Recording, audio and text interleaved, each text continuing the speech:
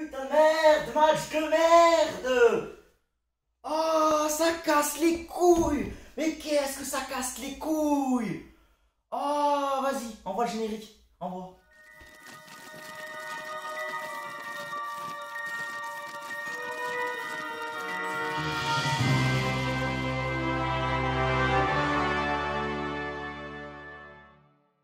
Putain. Oh là là. Déçu. Déçu. Mais comment dire de plus? Franchement, on perd 2-0 sur un match qu'on ne doit pas perdre. Bon. Les deux équipes faisaient jeu égal. En soi, sur ce point-là, ça va. C'est pas non plus un vol. Mais c'est la manière. La manière, c'est du vol. Putain, Bordeaux, ils ont fait une première mi-temps de merde.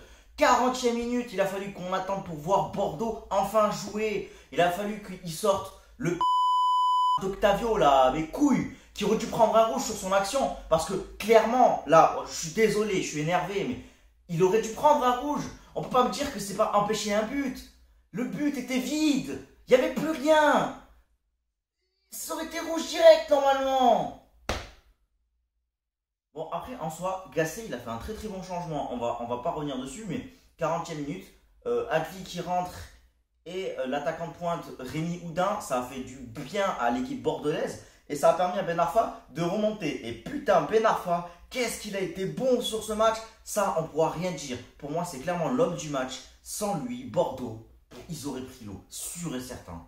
La rencontre, en vrai, elle avait bien commencé. On avait deux équipes qui se jaugeaient. Une rencontre assez tendue défensivement, très cadenassée des deux côtés, surtout du côté nîmois, parce que du côté bordelais, il y avait quand même beaucoup de failles qu'on n'a pas su exploiter malheureusement. J'ai un petit exemple, Briançon et Do qui se gênent sur un corner où il n'y avait aucun défenseur bordelais pour les gêner. Il n'y avait plus qu'à la pousser au fond, mais malheureusement, Briançon ne peut pas la reprendre parce qu'il est gêné par Do. Et de même, Do n'a pas pu la reprendre. Pareil, à la 16e minute, Fomba récupère un bon ballon. Il la perd dans la surface, certes, mais il a fait le taf. Fomba, j'entends encore des critiques sur Fomba, mais là pour le coup, sur ce match, on ne pourra rien dire sur Fomba. Il a été bon. Pour moi, il a fait un très bon match, Fomba. Il a été bon dans la récupération, certes. C'est pas Koubas, on va pas se mentir. Koubas, il a beaucoup manqué au milieu. Mais Fomba a vraiment été bon sur ce match. Je sais pas, en 23e minute aussi, Melling qui déborde. Melling, merci Melling, mais t'es bon Melling, reste s'il te plaît. Mais il déborde, il donne à Fomba, malheureusement ça donne rien sur le côté gauche. Mais vraiment, tous les ingrédients étaient là pour qu'on assiste à enfin une victoire nîmoise. On attend ça depuis Brest. Bref, voilà, première mi-temps qui était clairement à l'avantage des Nîmois. J'avais rien à dire dessus. Objectivement, c'est très objectif. À la 40e minute, quand Gasset fait ses changements, ça s'est beaucoup plus équilibré. Bordeaux était beaucoup plus difficile à manœuvrer. On va pas se mentir, c'est vrai. Mais sur ce match, franchement, enfin sur cette première mi-temps en tout cas, mais Nîmes, ils auraient clairement dû ouvrir le score. Et ne serait-ce que sur la faute qu'Otavio il fait. Mais sérieusement, à la 35-36e minute, surtout qu'on va le voir, derrière il y a un penalty qui est sifflé, qui est... On peut pas dire qu'il n'est pas mérité, mais c'est limite. Enfin bref. Ah, ça me saoule. J'étais le problème plein la semaine dernière pour un carton rouge sorti très très vite. Oui, c'est vrai. Mais là, pour le coup, le rouge était mérité aussi. Pour moi, le rouge était mérité. Il aurait mérité de prendre son carton rouge au lieu de prendre un carton jaune. Parce que derrière, il se fait remplacer de toute façon. Donc, ça n'a rien changé sur le match pour lui. Mais pour nous, ça change énormément. Et bon, après, on va revenir sur la prestation des joueurs. Alain Vie. Franchement, première titularisation, il est pas mauvais le petit. Hein. Il a été très très bon sur la première mi-temps. Bon, beaucoup moins en deuxième mi-temps, on le sentait fatigué, ça se voyait, mais il a été très très bon en première mi-temps. Et chapeau. Pour une première titularisation, pas mal.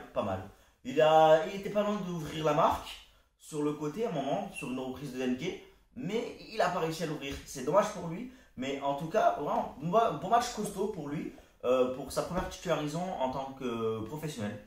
Et on verra pour la suite. Pareil sur ce match, Do, je l'ai trouvé en dessous de ce qu'il est capable de faire d'habitude.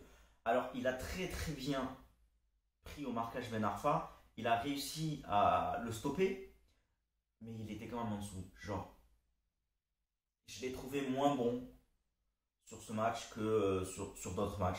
C'est dommage. Après, bon, objectivement, l'équipe nîmoise a été bonne. Bon, après, ça a été un peu plus compliqué dans la deuxième mi-temps. On va pas se mentir. Jusqu'à la 60e minute, Bordeaux, ils étaient clairement au-dessus. Complètement au-dessus de nous. Ils étaient vraiment au-dessus. C'est pour ça que sur ce match, ben, c'est difficile de dire qu'ils ne méritaient pas la victoire. C'est pas ce que je reproche. Bordeaux a mérité sa victoire. Sur la deuxième mi-temps, ils étaient meilleurs que nous. Et on n'a pas réussi à mettre au fond les actions et les occasions qu'on avait. Même si on va pas revenir sur Otavio, hein. Mais là, ça aurait dû faire 1-0, on est d'accord, hein. Et si tu as 1-0, c'est pas le même match. Tout le monde le sait. Quand tu es mené 1-0, soit tu perds en concentration, soit tu te remets dedans. Donc quoi qu'il arrive, le match est changé. Mais avec des si, on refait le monde. Donc ça sert à rien de revenir dessus. Mais là, il aurait dû avoir 1-0. Sur cette occasion-là, il aurait dû avoir 1-0. Après, il a fallu attendre la 67e minute pour voir une bonne occasion nîmoise. Fomba qui récupère la balle dans la surface adverse à la 67e pour mettre une frappe qui oblige la parade de Costil. Elle n'était pas dégueu cette frappe, hein. Elle n'était pas non plus exceptionnelle, on va pas se mentir. Mais Fomba non plus, c'est pas un buteur, c'est un milieu. Et je redis ce que j'ai dit, Fomba était bon sur ce match. Et pour la suite, vous la connaissez, Ben Arfa qui élimine 3-4 joueurs. On sait, il est capable de faire ce genre de choses. Et malheureusement pour nous, c'était son jour, il était exceptionnel. Et d'ailleurs, petite mention à Adli aussi, parce que Adli a fait un très très bon match côté bordelais. Mais il élimine 3-4 joueurs et penalty dans la surface. Penalty qui est pour moi discutable, pas dans le sens où il n'y a pas faute. La faute peut siffler, c'est pas un souci. Mais sérieusement, les deux équipes étaient dos à dos, les deux équipes faisaient jeu égal et ce penalty, il a tué le match. De notre côté en tout cas, il a tué le match, il a relancé les Bordelais, mais il a tué le match de notre côté. Parce que le contact était très léger et je pense même pas que Ben Arfa aurait été au bout de l'action, même s'il n'y avait pas eu Miguel, parce que je pense qu'il n'avait pas le contrôle de la balle jusqu'au bout. Mais malheureusement, ça arrive, c'est comme ça, et on ne peut pas remettre en cause l'arbitrage, parce que ça se siffle. De ce côté-là, Ben Arfa fait un geste classe, il donne le penalty à Briand pour qu'il puisse marquer son 100e but en Ligue 1. Chapeau à Briand, bravo. Bon, après, je me fais l'avocat du diable. 2 minutes après, c'est sûr, le coup de massue. Bon, le penalty nous a vraiment tué. Tu le vois sur cette action, le penalty a clairement tué le match du côté nîmois. Ça a relancé les Bordelais qui étaient vraiment encore plus en phase pour pouvoir avancer et tout. Mais encore une fois, 80e minute, genre il y avait 0-0, on prend un but dans les dernières minutes, casse les couilles. Et après, à la 92e minute, Briançon qui relance dans les pieds de l'attaquant bordelais. Très mauvaise relance de Briançon qui a failli donner le 3-0 à Bordeaux.